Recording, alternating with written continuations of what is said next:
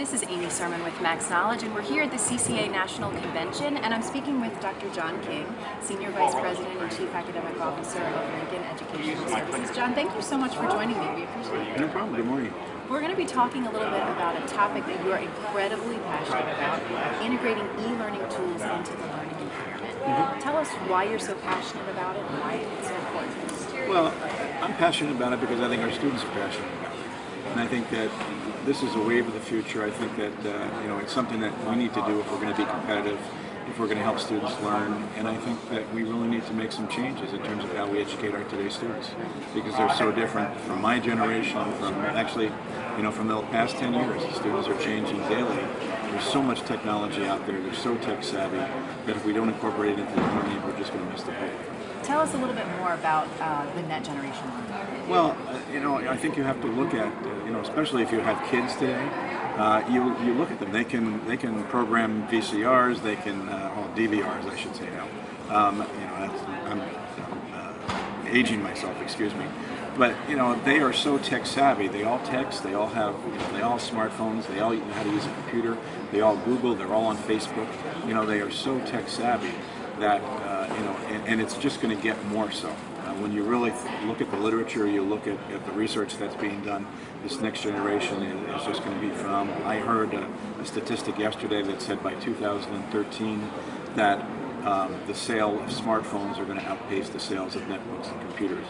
So, we have to learn how to incorporate this technology into the learning process if we really want to connect with this learner. So what are some of the e-learning tools that you think are most useful or will be most useful? Well, I think we really need to look at smartphones in a big way. And the biggest challenge I've always found in education is how do you pay for it? And we have great ideas, but it becomes so costly. Over years we've tried to put in laptop programs. We've tried to upgrade the facilities, by putting in smart boards and putting in LED projectors and all the things that we've done to improve our classrooms. But that costs a lot of money. And how effective is it? How much is it used? I think the challenge is how do we tap into the existing technology that the students have? Because they all have technology. How do we make it accessible to them? And that's what they know how to use, and that's what they like to use. So I think we have to change our mindset. Instead of having them adjust to our way of doing things, we need to adjust our way of doing things to their likes and dislikes. Very important. How do we make sure that instructors are actually able to do that? Well, I think that's going to be the biggest challenge, because there is a cultural and an age disconnect. And I think, from my experience, one of the things I found is that there's a fear level, not just on the student's part, but also on the instructor's part, is how do I do this? And I don't want to appear silly. In the past, when I wanted to really get instructors into to technology, I've created really fear-free zones for them to go and experiment and try new things. When I was back in a school on campus, we created what we called Tuesdays with Technology, where we created an open lab from 3:30 to 5:30 every Tuesday for instructors to come in. There would be no students. They would come in and experiment. They could learn.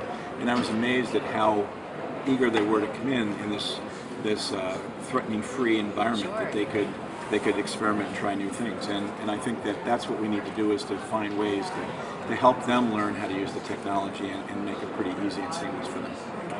John, I know this is a topic you've spoken a lot about. Anything else you want to share with us? Just that I think that we really need to think hard about where we're going. I think that there's some new learning models that need to be developed. I think the current model that we use in education is a little bit archaic and really needs to be updated. And the thing I like to say is that we need to adjust our way of teaching to the students' way of learning, rather than having them adjust to our way of teaching. Very important. John, I know there's a lot more we could talk about related to this topic, and our interviews are short, but thank you so much for your insights. Thanks for inviting me. Glad to do it. Thank you.